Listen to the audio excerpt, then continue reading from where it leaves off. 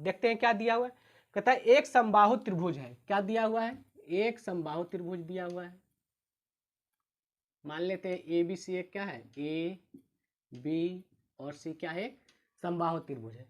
कहता है इसके अभ्यंतर अंदर से, यानी कहीं भी एक पॉइंट है, यहाँ अंदर पॉइंट है, इससे कहता है कि सामने वाली भुजा पर डाले गए लंब की लंबाई कितना कितना है। एक लंब यहाँ से इस भुजा पर डाल दिए, इस पे डाल दिए हैं और इस पे डाल दिए।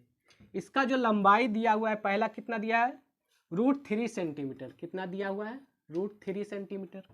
दूसरा कितना दिया है, 2√3 सेंटीमीटर, 2√3 सेंटीमीटर। और तीसरा दिया हुआ है 5√3 सेंटीमीटर, 5√3 सेंटीमीटर। तो पूछ रहा है त्रिभुज ए बी सी का परिमाप क्या होगा। बहुत ही शानदार क्वेश्चन है।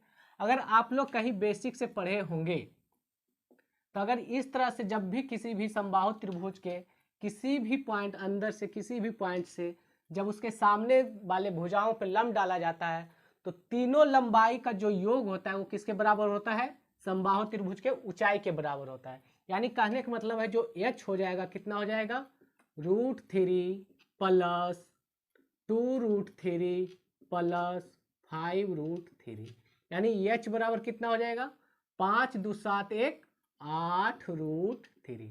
अगर आप बेसिक से पढ़े होंगे तो ये कैसे आता है ये भी कहीं बताया गया होगा, अगर आप पढ़े होंगे तब।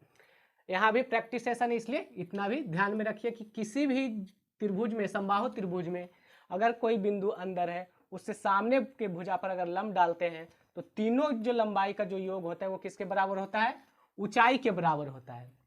यहाँ तक तो आ गया। अब मान लेते हैं क्या है, त्रिभुज एक समबाहु त्रिभुज है। अगर इसका भुजा मान लेते ए है, क्या है भुजा ए ए ए, तो ए बराबर क्या होता है, भुजा यानी भुजा बराबर ए बराबर क्या होता है, 2y√3h।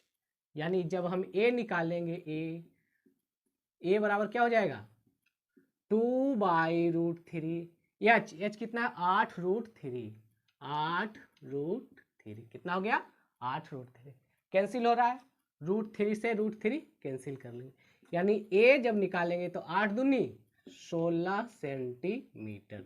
हमारा क्या आ गया, भुजा की लंबाई कितना आ गया, 16 सेंटीमीटर। हमसे क्या पूछा है, तो त्रिभुज का परिमाप क्या होता है, तो परिमाप क्या होता है समबाहु त्रिभुज का, 3a, यानी p बराबर कितना हो गया 3a। तो परिमाप क्या हो जाएगा, 3 गुने a कितना निकाल लिया है 16 सेंटीमीटर, यहाँ कितना हो गया 16, यानी p निकालेंगे तो 16 48 सेंटीमीटर हमारा क्या हो गया, करेक्ट आंसर हो गया।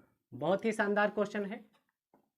आप अगर ये बेसिक से अगर थोड़ा सा पढ़े होंगे बेसिक तो ऊंचाई का ये फॉर्मूला आता कैसे, जब हम यहाँ मिलाते हैं, ये मिलाते हैं, ये मिलाते हैं, और जो छोटे छोटे त्रिभुज का क्षेत्रफल है वो बड़े